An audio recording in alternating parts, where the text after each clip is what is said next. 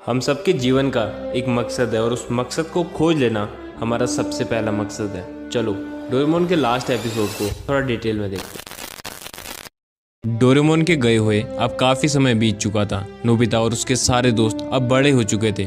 Nobita काफ़ी प्रयास के बावजूद डोरेमोन की बैटरी ठीक नहीं कर पा रहा था। एक दिन अपनी लैब में बैठे बैठे नोबिता को यह ख्याल आया कि डोरेमोन 22वीं शताब्दी का एक एडवांस रोबोट होने के बावजूद बिना बैटरी लो का अलर्ट दिए कैसे ऑफ हो सकता है। वो अचानक कैसे बंद पड़ गया। जब मैं रूम से बाहर निकला था तब तो वो बिल्कुल ठीक था। हास, मैं कुछ ज़्यादा ही सोच रहा हूँ। शायद 2 दिनों से लगातार बिना सोए काम करने की वजह से मेरा दिमाग थक चुका है। मुझे आराम कर लेना चाहिए। नोबिता रेस्ट के लिए चले जाता है, लेकिन कहीं नोबिता का अंदाज़ा सही तो नहीं था, क्योंकि उस दिन कुछ तो अजीब हुआ था।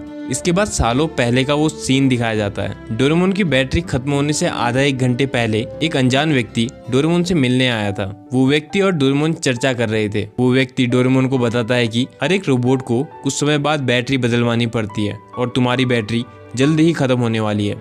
तुम्हारे कानों के पीछे वाले हिस्से में सोलर टेक्नोलॉजी थी। अगर तुम्हारे कान होते तो उसकी मदद से तुम्हारी बैटरी ऑटोमेटिकली चार्ज हो जाती, लेकिन वो तो चूहे बहुत पहले ही काट चुके हैं। अब तुम 2 चीज कर सकते हो, या तो तुम मेरे साथ फ्यूचर में चलो और बैटरी बदलवा लो, या कुछ महीने का इंतजार करो ताकि खुद तुम्हारी बैटरी पूरी तरह खत्म हो जाए। लेकिन डोरेमोन, तुम्हारे कान नहीं है, इसलिए बैटरी बदलते ही तुम पूरी तरह रिसेट हो जाओगे और नोबिता और बाकी सबके साथ बनाई सारी यादें भूल जाओगे। डोरेमोन की आंखों में आंसू आ जाते हैं, क्योंकि अब कोई रास्ता नहीं था। वो जल्द ही नोबिता से अलग होने वाला था और उसको पूरी तरह भूलने वाला था। डोरेमोन डिसाइड करता है कि वो बैटरी को खुद से खत्म होने देगा ताकि उसको कुछ महीनों का समय मिल जाए और आखिरी कुछ समय वो नोबिता के साथ खुशी से बिता सके।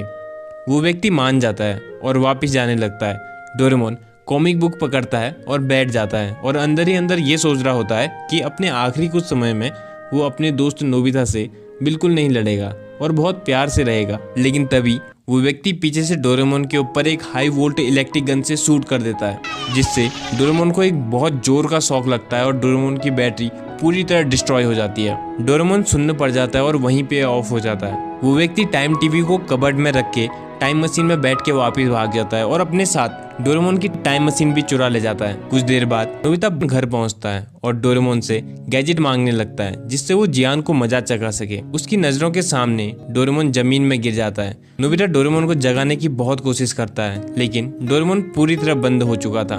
नोबिता की धड़कन बढ़ जाती है। उसको समझ नहीं आता कि उसको क्या करना चाहिए। वो डोरेमोन की पॉकेट यूज करने की कोशिश करता है, लेकिन अब वो पॉकेट एक नॉर्मल पॉकेट बन चुकी थी।